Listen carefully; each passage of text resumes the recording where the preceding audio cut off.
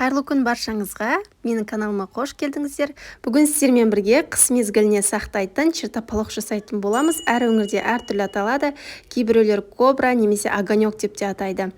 Ең бастысы өте дәмді, кез келген баклажкілерге немесе осындай кішкентай банкілерге салып сақтасаңыздар болады. Ал ендеше кеттік, менімен бірге жасап көріңіздер. Осылай бірінші сарымсақты суға салып қойсаңыздар, сарымсақ өте тез әрі оңай ашылатын болады.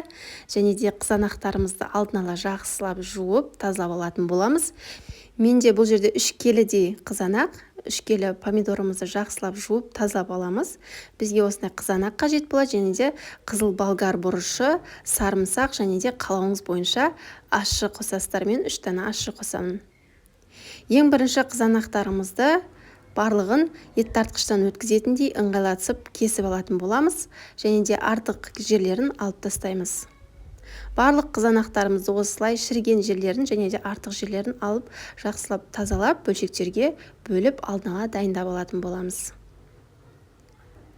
Бұны жасауға көп уақыттарыңыз кетпейді. Аз уақыттың ішінде осындай керемет қысқа сақтайтын огонек жасап алсаңыздар болады. Қызанақтың барлығын осылай бөлшектерге бөліп алдым. Содан соң бізге қызыл болгар бұрышын осылай бұны да ет тартқыштан өткізуге ыңғайлы етіп кесіп аламыз. Менде 500 грамдай қызыл болгар бұрышы. Қызыл болгар бұрышын қолдансаңыздар өте ерекше әрі дәмді болып шығады.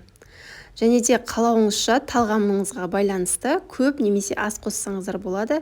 Мен кішкене ащылау болсын деп осы 3 ащы бұрышты қолдандым.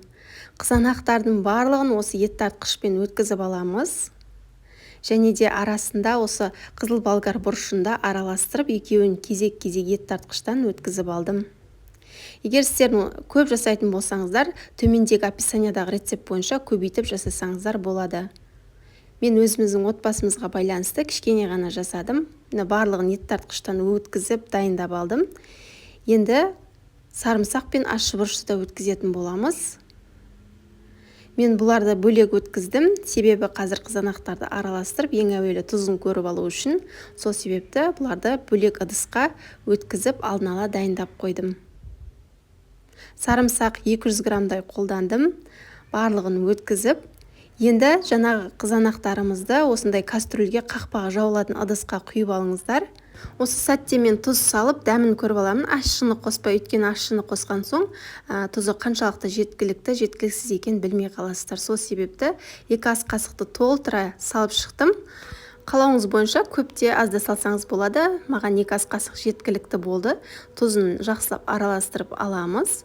Содан соң жаңағы ащы бұрыш пен сарымсақты салып, тағы да жақсылап араластырып аламыз.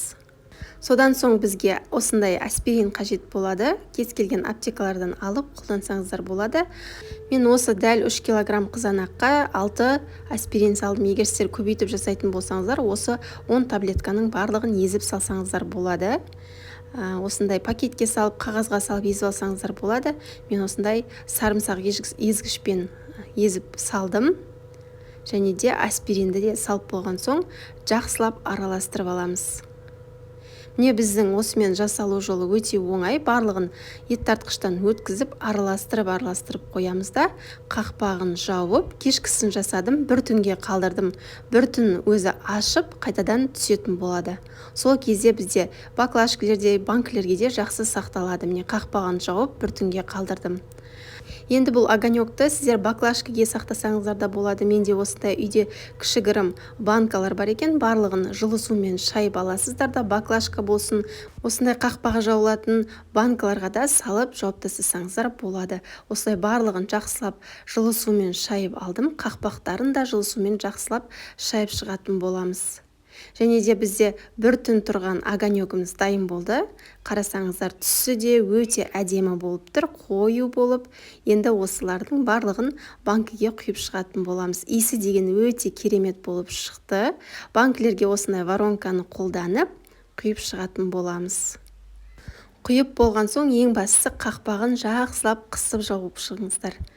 Барлығын жауып болған соң салқын жерде сақтасаңыздар болады. Кез келген банкі сақтайтын жерге ең бастысы салқын жерде сақтасаңыздар болды. Ешқандай да бұзылмайды. Не барлығын банкілеріме салып, жақсылап жауып алдым. Қыстың күні кез келген қою тамақтармен керемет үйлесетін біздің чертополохымыз дайын болды. Менің каналыма тіркеліп, қоңырау белгісін басып қойды ұмытпаңыздар. Алдағы уақытта сіздерді керемет рецепттермен қуантатын боламын. Назарларыңызға үлкен рахмет.